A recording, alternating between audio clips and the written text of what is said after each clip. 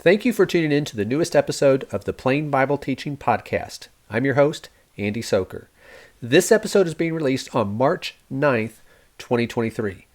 And this week I'm joined again by Kristofer Gardana, and we're talking about the declining trust that Americans have in pastors. According to a Gallup survey, fewer people would rate pastors and clergy as having a high ethical standard or level of honesty. Well, why is that the case? And what challenges or even potential opportunities does this present for gospel preachers? We're going to discuss this in our episode today. For links to the story we're talking about and other related materials, check out the show notes for this episode at plainbibleteaching.com/podcast/030923. Now for our story this week. Public trust in pastors falls to historic low. From Lifeway News, as fewer Americans interact with pastors on a regular basis, fewer say they trust clergy overall. Trust in pastors fell for the third straight year and reached an all-time low. Around 1 in 3 Americans, 34%, rate the honesty and ethical standards of clergy as high or very high, according to the latest Gallup survey. Further down in the article, it said, previously, Americans said pastors had a high or very high ethical standard and level of honesty, reaching 67% in 1985. After a decade of decline, Americans' views of pastors rebounded through the 1990s and reached 64% in 2001 in the aftermath of the 9/11 attacks. Since then, however, the downward trajectory has only slowed briefly amid sexual abuse scandals that were first exposed in the Roman Catholic Church and have been revealed among other denominations and groups. Trust in pastors has fallen 30 points since 2001. A majority of Americans last had a high view of pastors' honesty in 2012. In 2018, for the first time, fewer than 40% highly rated pastors' ethical standards and honesty. After a brief rebound in 2019, fewer than 2 in 5 Americans have given pastors the highest rating in the past 3 years. So this is what we're going to talk about here for a little bit today, about this perception of pastors in the United States and how people trust them. But before we get into that discussion, Kristofer, welcome back to the show. It's good to have you here tonight with us. Yeah, thank you for inviting me. Well, we're going to get right into this discussion here and kind of talk about what's going on here and really some of the challenges and some other things that are involved in this. But to start with, I want to look at what that article talked about. It mentioned a couple possible reasons for this decline in the way the public perceives what is being referred to as pastors or clergy. It mentioned sexual abuse scandals. It mentioned that Americans just have fewer dealings with pastors, and so that lack of familiarity causes a lack of trust there. Do you believe that these have contributed to this decline, or possibly are there some other factors that could be involved as well? Well, when you look at the polls and the different ways they did the survey, the way they rate it is you rate their honesty and ethical standards as very high, high, average, low, or very low. And so then I went to actually look at the poll and, the broad scope of like clergy or religious, leaders, if you will.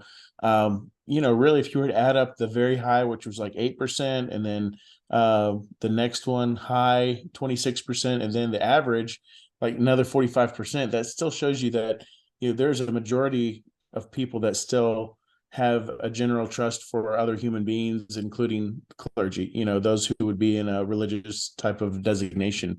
Obviously we don't refer to ourselves as clergy, but that in that listing there, talking about those of a religious background, a religious leader, that type of thing. It was only 13% that were low, and then 4% very low. So just adding those together, that's just 17% of people who just basically say, I don't trust them at all. Mm-hmm. But overall, I know the article seems really bad on one hand because it's going down here and there. But overall, I mean, I think we really shouldn't be giving preachers or pastors or elders or deacons, or giving them any higher level of trust than really anyone, unless we know them and we know their background, we know what they stand for, those kinds of things. We shouldn't just be carte blanche, just saying, well, he's the preacher, well, he's also human, and we all have flaws. Romans 3:23, all have sinned and fallen short of the glory of God. So we shouldn't be giving them any special pedestal in the sense of that they should have some super spiritual, supernatural power to withstand temptation and everything else. And when you look at those examples they gave about the abuse scandals and things, generally speaking, you would say, yeah, I think I want to pay a little more closer attention and not just assume that because they claims, to be moral or an ethical teacher that they are. I don't think we should just automatically assume they're not. Right. Right. Yeah. And I think with what you pointed out there, obviously, these articles and things like that, they're meant to draw people in to read them. So sometimes you can have headlines that make things sound worse than they really are. But I think it's interesting that, as you pointed out there, the largest number there are those who were right in the middle. They were kind of average. That 45%. Yeah, right. 45%. So they're you just have like, right. But what's interesting about that to me is that in the past, you did have people, not necessarily, I mean, some would do this, as you just said, like put pastors or preachers on a pedestal. Some people would do that, and others may not quite do that, but they would generally recognize that those who are in these positions are ones who are trustworthy. Sure. And it's gotten to the point where they're just a regular, regular guy or something like that. So Sure. so there is a little bit of decline, but you're right that it's not quite as, as bad Bleak. as right. Yeah. It's not as bleak as Yeah. what it might appear to be when we just read the headline. But one of the things that I thought of, obviously these sex abuse scandals, and as with as awful as those are, that's going to contribute to not just pastors or clergy or whoever, but also Sure. organized religion in general. It's going to cast a negative light on all of that, especially for a long time you had these that would keep happening in the Roman Catholic Church, as it mentioned in the article, but now it's not limited to that. It's other groups and other churches. So for those who are not religious, or just moderately religious, or they might believe in God but they don't attend church services anywhere or something like that, that really makes them look kind of with distrust, where for that group of people it almost looks like, well, this religion, this organized religions, churches, that this structure that they have, that almost contributes to this. So I think that's in there. But you're right that you do have that larger majority, or it's not quite a majority, but the largest number there, who kind of would be indifferent, even though that number is going down to those who would trust those in these positions. It is still kind of, for a lot of people, kind of in the middle of the road there. But one of the things that I thought of on this is that it meant, besides the things that it specifically mentioned in the article, that it seems like there's a lot of people in our society who just have a general distrust of those who are in any kind of position of authority or perceived authority. And when you have someone who's purportedly standing up and speaking on behalf of God, that there are a lot of people, and this could be a positive. We may talk about this more later in the discussion, where people are wanting to scrutinize that more. But you have a lot of people who will just reject that outright because, well, who are you to say that what I'm doing is wrong, or the way that the lifestyle that I prefer is wrong? Paul mentioned in 1 Thessalonians 2 and verse 13 that the reason why he was thankful for the brethren there in Thessalonica was because when they received the word that he spoke, they received it not as the word of men, but as the word of God. So that led them to take his message and apply it and follow it. And for a lot of people today, they take the message that is being preached, and while we would want them to test it according to the scriptures, a lot of people are just saying, well, no, it can't possibly be that. It's just the word of man. And so they just reject it outright, because you have this kind of general attitude of, people just don't want anyone telling them what to do, or telling them that where the way that they want to live is not something they ought to be doing. So I think that's possibly Right. another factor in this as well. I agree. It's really just the cultural winds of this age, to basically be skeptical of anything that is traditional, historical, tearing down statues, you name it, and there's just this almost just a built-in skepticism Mm-hmm. to believe any of it, and I think we're all affected by that in some way. With all the different things going around, my trust in many of these other professions that were listed there has gone down based upon some of the stuff that I've seen. And I think it's just part of the age we live in. I was thinking of some of the other things you touched on that one. I was putting down the general social distrust and skepticism. Mm-hmm. Just to basically right off the bat not wanting to believe because it disagrees with what they believe. And you touched on something else too. Maybe we are exactly preaching what the Bible teaches, but their emotions, they're not driven by an analytical or an objective standard. They're driven by an emotive response and the aesthetics of it. And so if it doesn't seem polite or kind, or society's telling us that certain views are bigoted, then just before they ever analyze the scripture and see, well, is this what God says? Is this the way I should live? Just right off the bat, they're disregarding it, and they're not going to even respond to it. Right. They trust their own heart and their own perceived And what sense of society tells them too. right. The society tells them to do this. So anything that would question that, they see that as an attack against them, and so they It's just it's a form of it's in a form of an oppression right.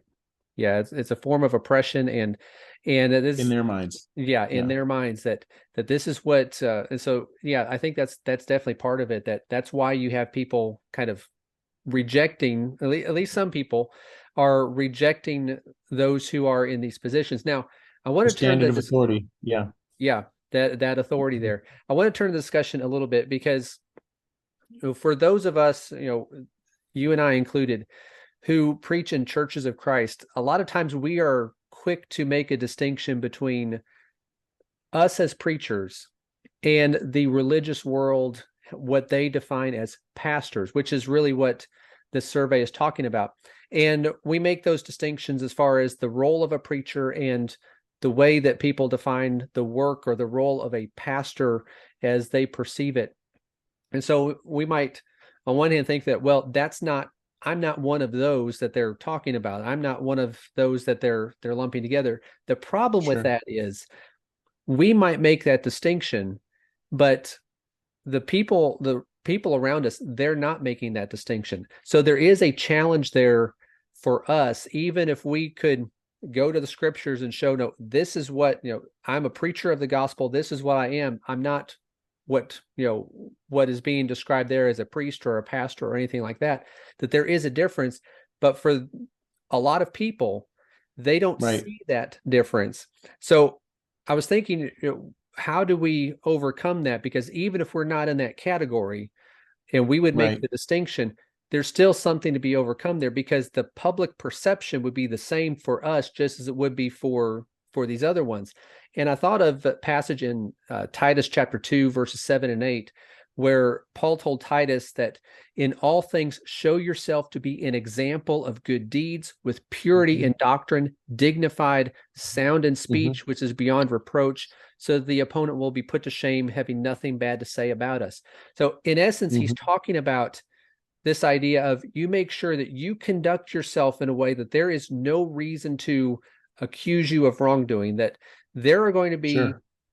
even preachers, but pastors and other, clergy or whatever you want to call them, that who do things that are completely contrary to what the Bible describes and are should not be trusted by anyone. We need to make sure that, because this perception is there, be even more diligent to make sure that what we're doing is what we ought to be doing, and that we are presenting the example that we need to be presenting before others.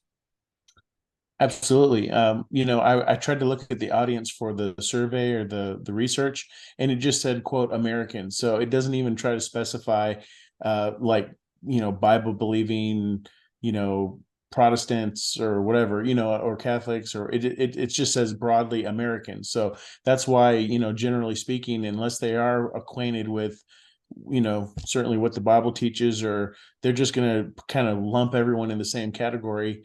And you may have that discussion with them, and if you never do, we still need to be doing like what you said there. I put in the notes 1 Peter 2:12, where Peter says to keep your conduct among the Gentiles honorable, so that when they speak against you as evildoers, they may see your good deeds and glorify God on the day of visitation. And that's the ESV version. And so even there, we might even be falsely accused, or we may be lumped into a category with others who are bad actors. Mm-hmm. We still need to make sure we're doing what we can, and part of that is by living with an eye to be transparent among the congregation and the public, not putting yourself in compromising positions. I know there was a former vice president who basically said he was never going to be alone in a room with another woman that wasn't his wife. Mm-hmm. He got made fun of, right? Oh yeah, he But caught some flack for as that. a preacher, you're counseling a married couple, or maybe just the wife, or just whatever. You should not be in a room alone where you might, someone later can accuse you of something and there's no witnesses. And so there have been many times where I made a special effort to pull someone else in the room with me and said, hey, I know we're having this conversation, but I'm bringing along so and so because I just want to make sure everybody is on the same page, and they're just kind of here. They're not going to really, they're not going to say anything. We're just here to discuss these things, but I just want to make sure you have this kind of reference, and me too, keep everything above board. And that way we're not trying to, leave gaps in where somebody could accuse us of something. And then it's he said, she said, he said. We need to leave no doubt that we're trying to be faithful to the Lord and to our duty as a Christian, and, try to keep it, keep the drama out of it. Right. Yeah, and this is the responsibility that we have, regardless As of what Christians. right, as Yeah. Christians. And so Yeah. this is what we're talking about here with the public perception.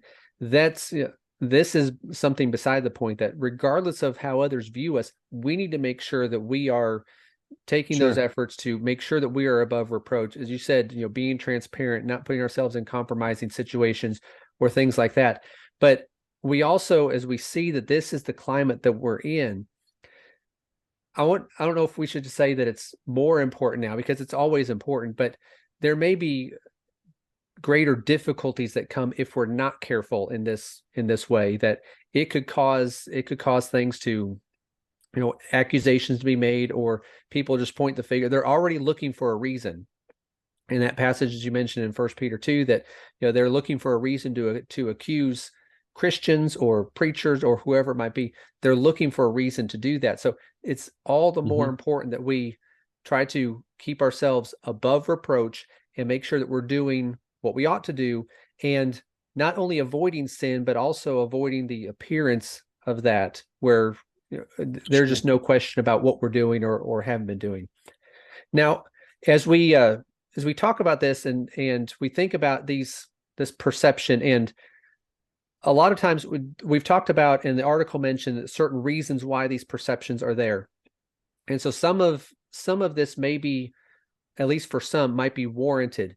For others, and maybe us included, that we might be unfairly lumped together with them. So we don't want to judge anyone unfairly, but is there any way that there could be some silver lining to this, that as people are trusting pastors less than they have before, or maybe seeing them, as you mentioned at the beginning, just as no more trustworthy than anyone else, is there any positives that come from that, or opportunities that might be there for us in that, because of the situation that we're in? Well, I was thinking about this And basically what I was coming up with is that we should just trust but verify, and we should never try to presume anything, one way or the other. I shouldn't be assuming the worst of a preacher, but I shouldn't also be just giving him a blank check and just trusting that everything he's doing is fine. Just because they claim the mantle of church leader, preacher, elder, deacon, um, you'll know a tree by its fruits. Jesus even warned about false prophets in Matthew chapter 7, verse 15. He says, beware of false prophets who come to you in sheep's clothing, but inwardly are ravenous wolves. Well, that's going to happen. And you see that in the public eye. You see bad things come out about people. How do you tell? Well, he says in verse 16, you will recognize them by their fruits. you know and then he re-emphasized that a couple verses later in verse 20, where it says, you will recognize them by their fruits. Look at the fruit of their life, um, and follow accordingly, and trust accordingly. Right. And something that we touched on earlier in the discussion was the idea of there's a greater scrutiny that's there, and people are watching more. And for those who are just looking for reasons to accuse, obviously that's They're going to find frustrating that something, that's there. But and they're going to always look for something. yeah, they're always Yeah, going to look for something. However, but as we try to look at a positive to that, sure. you think about what we're told in the New Testament about, 1 Thessalonians 5 talks about how we need to examine everything carefully and hold to what's good and abstain from evil. And the Bereans are commended to us because they examined everything carefully. They searched the scriptures to make sure that what Paul was saying was so that as we talked about earlier, that we don't want to put preachers on a pedestal that, well, whatever they say, we're just going to believe it.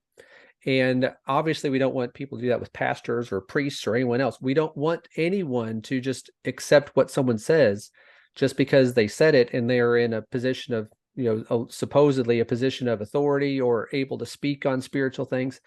We need to Right. scrutinize those things. We need to test those things.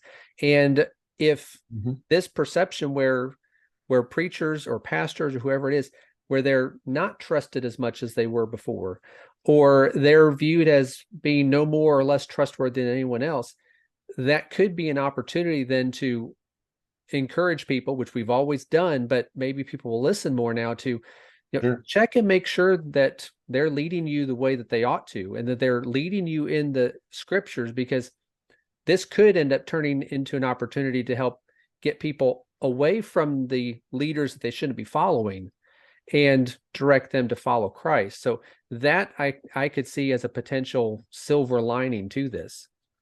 You know, one personal story I can remember is someone was calling me up and asking me questions, Bible questions, and while I was flattered and thankful that they saw me as a trustworthy source to ask a question about the Bible, I've always directed them to the Bible and to look up verses. And I even remember getting this person just a reference concordance where they could look up, and I explained how to use it and everything else. That way, if they were doing a word search or whatever, or a certain subject, and it wouldn't have had anything that would have been doctrinally like dogmatic for any given religion. It was just cross reference, and I've shown them how to use it. So if they had a question about repentance or faith or grace or any of those things, they could look for all the different verses concerning that subject, and they wouldn't have to just rely on the one that I could recall to memory right then.